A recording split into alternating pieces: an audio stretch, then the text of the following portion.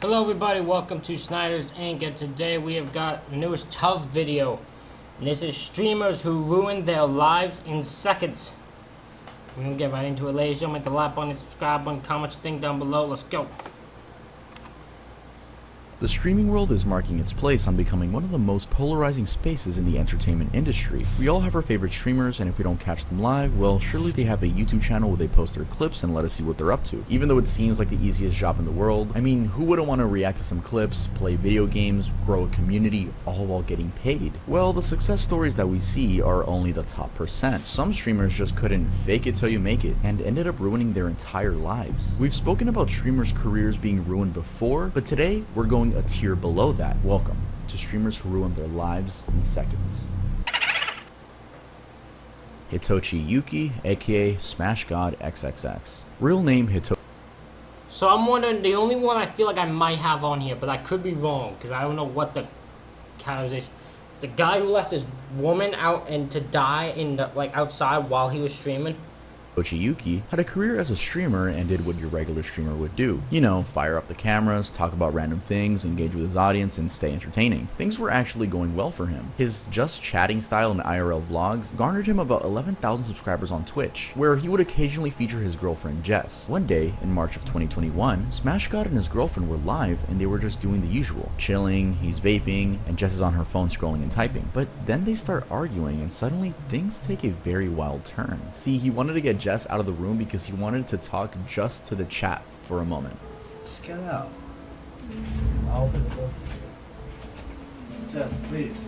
Please. Leave my stream and me alone. Get out, please. Why are you telling on me now?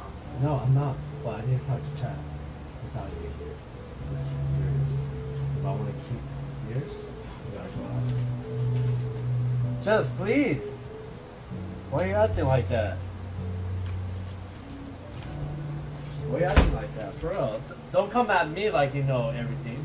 I You don't don't know know shit. anything. Exactly, so keep your mouth shut. He persuades her to leave, saying, "Yo, get out of here for a second. I need to talk to the chat just without you. Just get out. I'll open the door for you. Please leave my stream and me alone." Now, it seems Jess didn't want to leave because she just sits there ignoring him. He gets annoyed and presses on, even saying, "Bring me my beer. My beer is right there in the living room, actually." And pausing there for just a moment, that's a really gross thing, I feel like, to say during an argument. It almost has the vibe of like, women belong in the kitchen. Go get me my beer. Go get me my insert food item. It's a guy who believes that he is because he's streaming and she's just his girlfriend, that he's above her and he can act like this. He can have that type of attitude that women belong this, women should be doing this. I'm a big streamer, you should be doing all this for me. It's a fucking dumb thought process, like a really fucking dumb thought process. It's fucking stupid. It's just fucking stupid.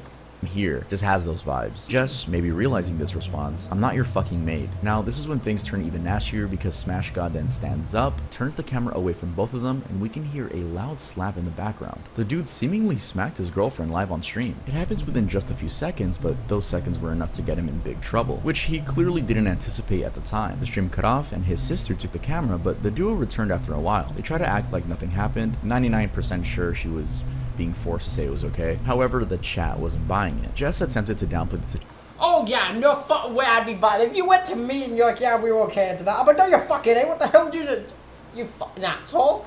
He'd be like, well, I didn't hit. Yes, you fucking did. You disrespectful little fuck. Don't hit women. Ever. There's no justification for you to smack your woman in the face for no reason. There is no reason for you to smack your woman in the face or anything like that. But people still got riled up. It got worse from there as he attempted shifting the blame to her. He can be heard saying, "Obviously, me and my girls here together, all good and shit. You caused this. It's kind of your fault. You can't say it's mine. I just try to chill." Obviously, me and my girls over here together, all good and shit. My man, I want to knock your lights out. I want to punch you. I want to punch him. I want to punch him. That's what I'd do. If I knew her, I'd punch him. I'd just straight punch, I'd beat the shit out of him. Cause, yep, and a woman. Too much. Like, stop making up the stories. It's just so annoying. Just don't lie. Can you just don't lie. Easier said than done, huh? Yeah, it is. Positive. How is it her fault? You're the one that slapped her. You're the one that slapped her. She didn't grab your hand and slap herself across the face with it? Unbelievable. Can't say it's mine. I just try to chill. Classic manipulation tactic, the good old deflect. The dude allegedly inflicted harm on his partner, then goes ahead and blames her for it. And people saw right through that and decided to give him a piece of their minds. On this YouTube video that has been viewed over 2.7 million times, you can see comments like, if he's bold enough to act like this in front of his fans, then imagine what happens when he's off stream. Right? 314 made my blood boil. The fact that he blames this whole situation on her is awful. Anyway, Smash God's free fall doesn't stop there. He actually doubled down. Facing backlash from Reddit and Twitter, he decided to scare people off. First, he tried to get his chat to downvote this Reddit post that captured the entire situation. Then, in a classic internet fail, he tried to send a cease and desist letter to anyone who talked about the situation.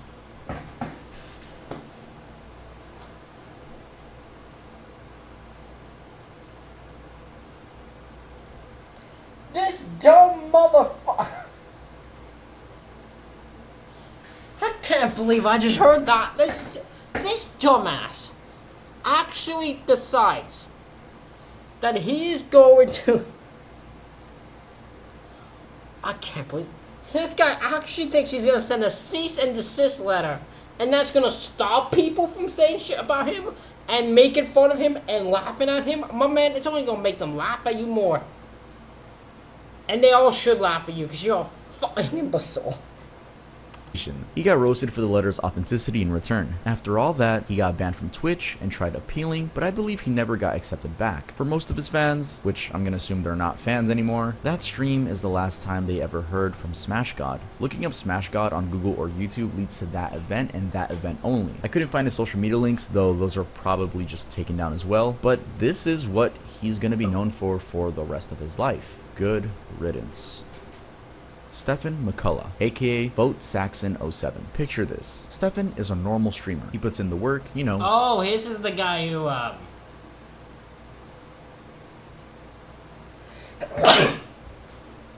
Sorry. I apologize. Goddamn. There's the guy who, did a fake live stream for like a few hours while he went to go murder his girlfriend.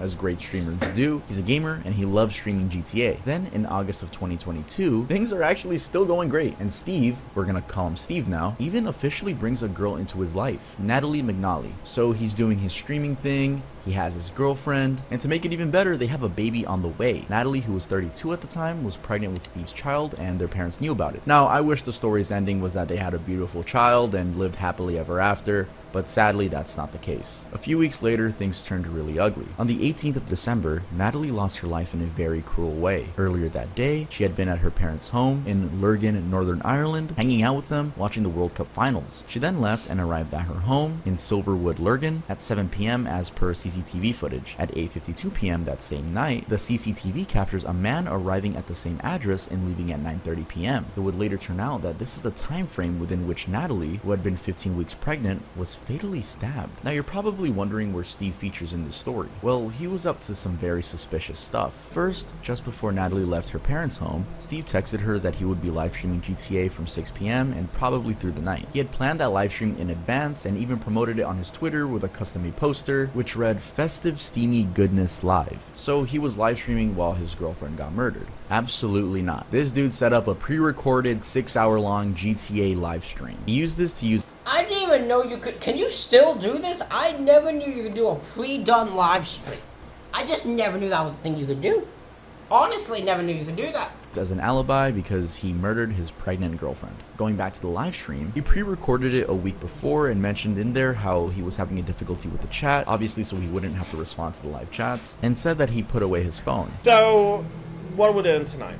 Well, because this streaming software is kind of up the left, it means I can't check the live chat, which is a real shame. So, by all means, talk amongst yourselves.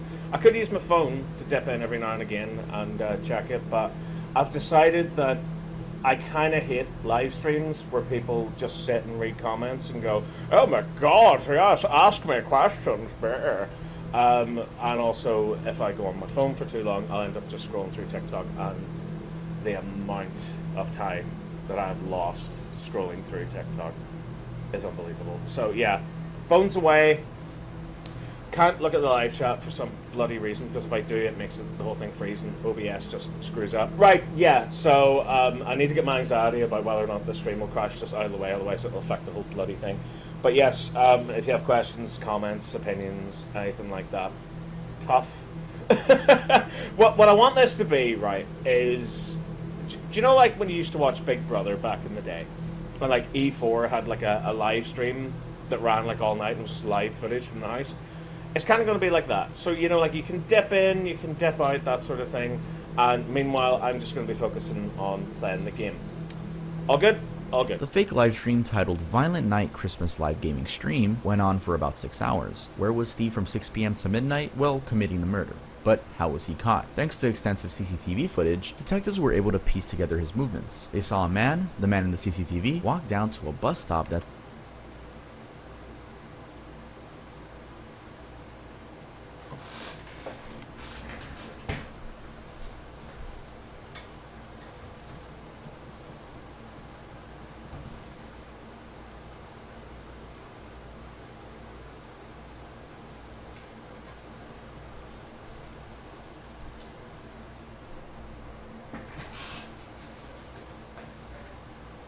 Okay, I swear to God, I just saw something walk across my... I saw something moving on my floor. I don't know if it was a thing. I opened my light on, it wasn't there.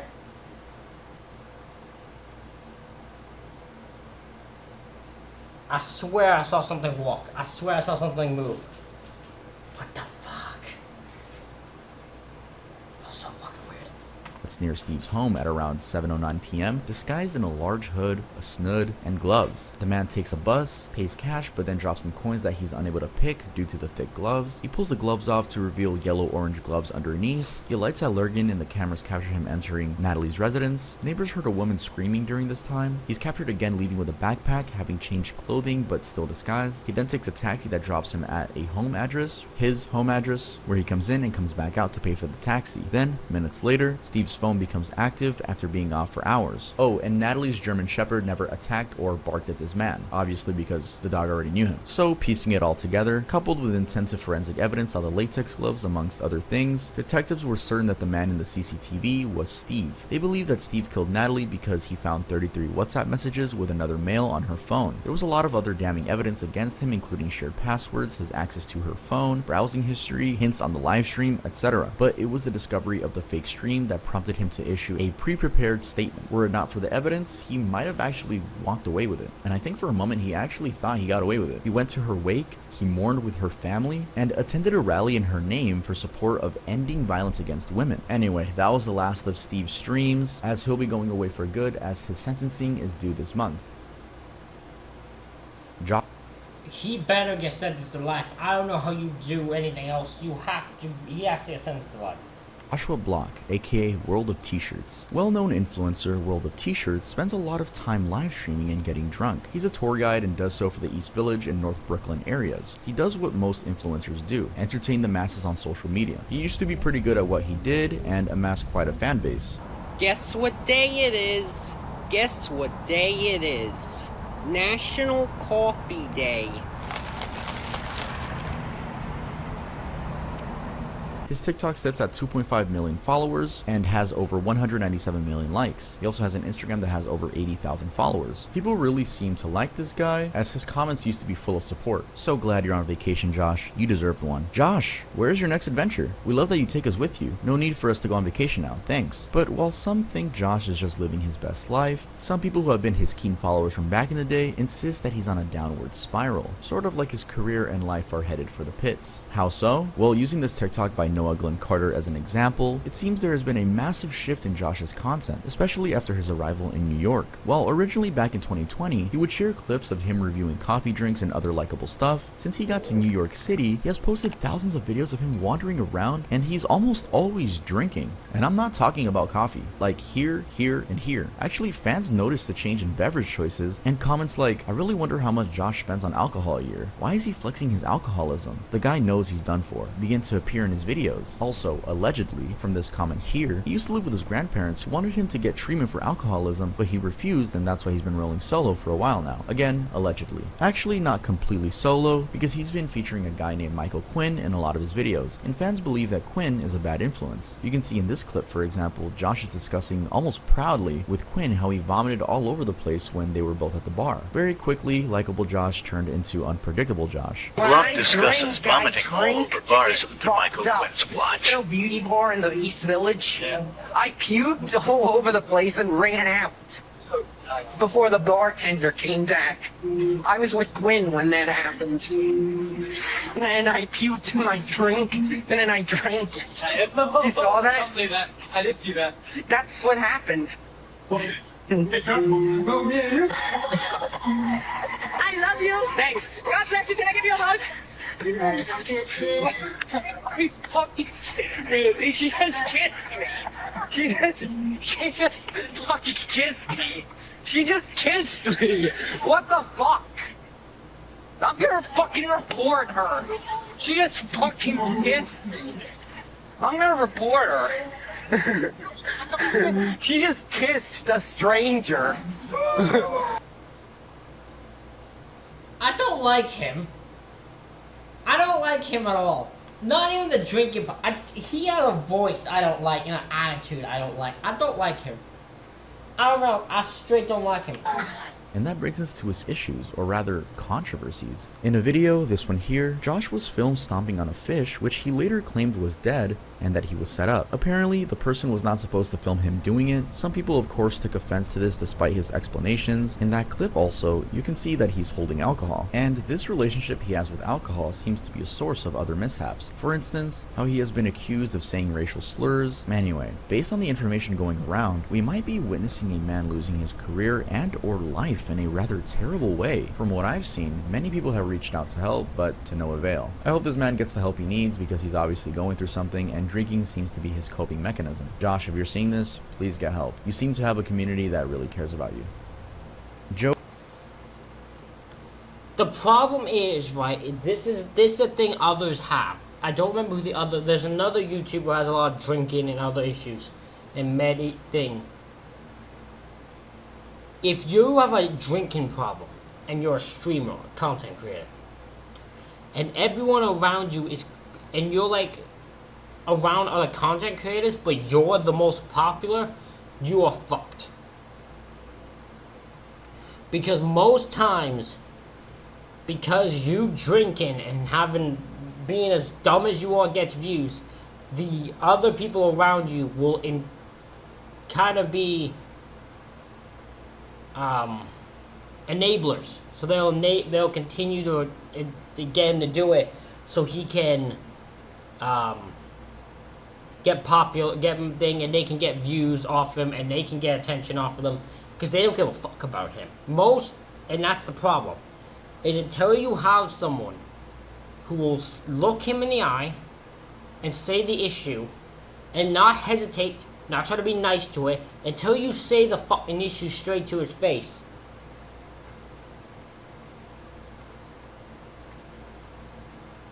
He's not gonna stop.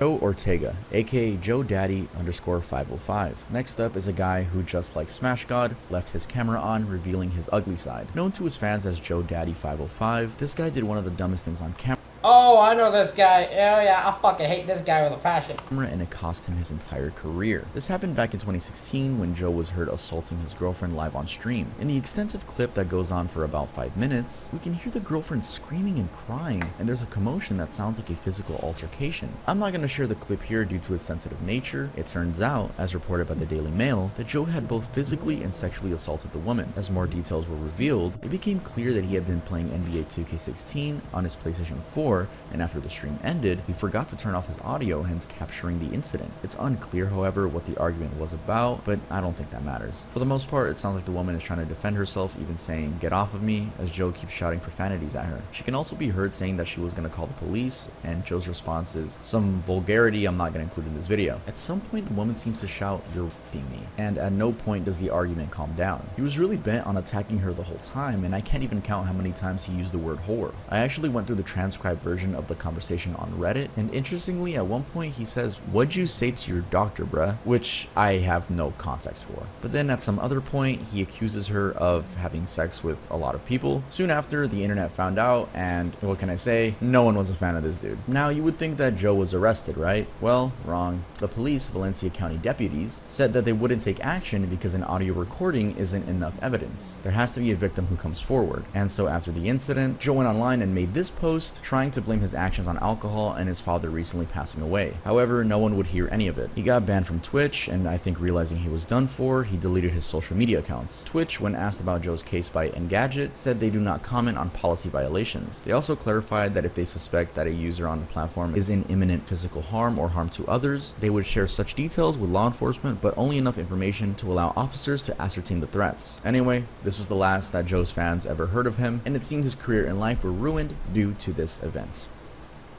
Aqualadora. Picture this. You're sitting at your desk, watching a random Twitch stream where a host and 3 guests are discussing their lives and random experiences. The host asks, "What's the worst thing you've ever done in your life?" A seemingly harmless question, but one of the girls on the stream says that she killed a dog on purpose. Let's talk about it. Now, on Raji Patel's stream over 5 years ago, when he hosted Simone Scott, popularly known as Aqua or Aqualadora, and 2 other gamer girls, Jenna and FT Bella, this caused a lot of commotion. In the stream, Aqua's response to the question was that when she used to work as a veterinary technician, she basically knowingly killed a person's dog. She specifically says, "I once killed a person's dog on purpose." Raji and the other guests are stunned by the answer, and he seeks to clarify what she just said by asking, "On purpose?" She casually says, "Yeah, but no one knows cause, you know, professional." He pushes her to say it was an accident, but the words were already out, and they would cause a massive stir in the gaming community. And I mean, just any community in general. What about you, Aqua? What's the worst thing that you've ever done to somebody? Cam up in the tiny chat, by the way, when you're in. What's well, I used to work as a veterinary technician, so I once killed someone's dog on purpose, and I glow on purpose? Yeah, but no one knew because, you know. Oh my professional. But oh no! I Oh mean, my god, that's really bad. I'm gonna pretend like you didn't say that. Just say it was an accident. That is. It was an accident. Oh my god, Scojin, thank you for the $4.20 donation. Her justification? Well, she says that the owner was a really bad person. I think it's just weird how like she thinks she's so quirky saying it. She was so calm and like, yeah, that's so cool. No, bro, what the fuck was that? Also, here's another response to you. If he's a bad person that shouldn't have a dog, why are you punishing the dog? You took the life of the dog. The dog is an innocent bastard and all this. You always protect the dog. The man's a really bad person. You go after the man. You got nails to put people down and animals down. Put the fucking person thing in the dude. Don't you do it in the fuck.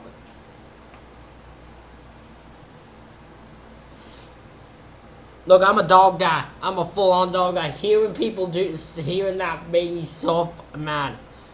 Never take the life of a dog. Never do anything to a dog. If you abuse a dog, I hate you. If you're beating to a dog, I don't like you. I don't like people who beating the dogs.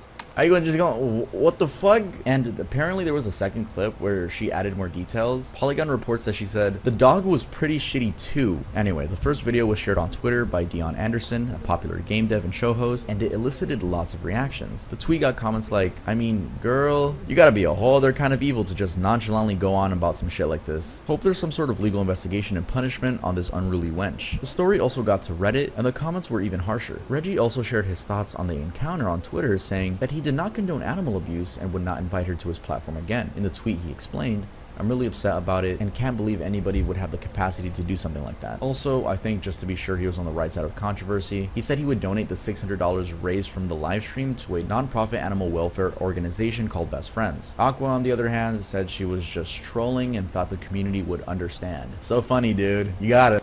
I'm about to say, that's not what the fuck do people think is trolling? That's not trolling. that's fucked up. I don't believe it was trolling either. You really got us, man. She pulled the classic "I killed a dog" joke that we all know and love, man. I love that joke, which I personally think she made up the fact that it was a joke. But anyway, fuck this person. Let's head on to the next one. Agreed. Slav Shnak, aka trash vlogger Reeflay. Back in 2020, a Russian vlogger did a really dumb thing on a live stream and would soon after get 6 years in jail for it, popularly known as trash vlogger. I knew it was this fucking guy. This has to be. I knew this was gonna be. This had to have been on here. I knew this was gonna be on here. I fucking called. Once I saw this setup, I knew what it was. Fuck this guy. I hate this guy so much. I fucking hate him. Hate him every burning passion I got. Reeflay, real name Stanislav Reshetnikov, this 30-year-old thought it was wise to inflict abuse on his girlfriend live on stream for the entertainment of his viewers. The setup was that his viewers were donating to him to inflict verbal and physical violence on her, and I guess that the more money that came in, the more she suffered. Don't quote me on that though, but this really does sound like a red room. Reports say that he called her names like smelly and prostitute. Now, apparently at one point he locked her outside with barely any clothes on in Hold on, I just have a question. Does Tom have a tattoo that just says ugly on it? Tell me there's more on that, because there's no way he just has a tattoo on him that just says ugly. Because that's random.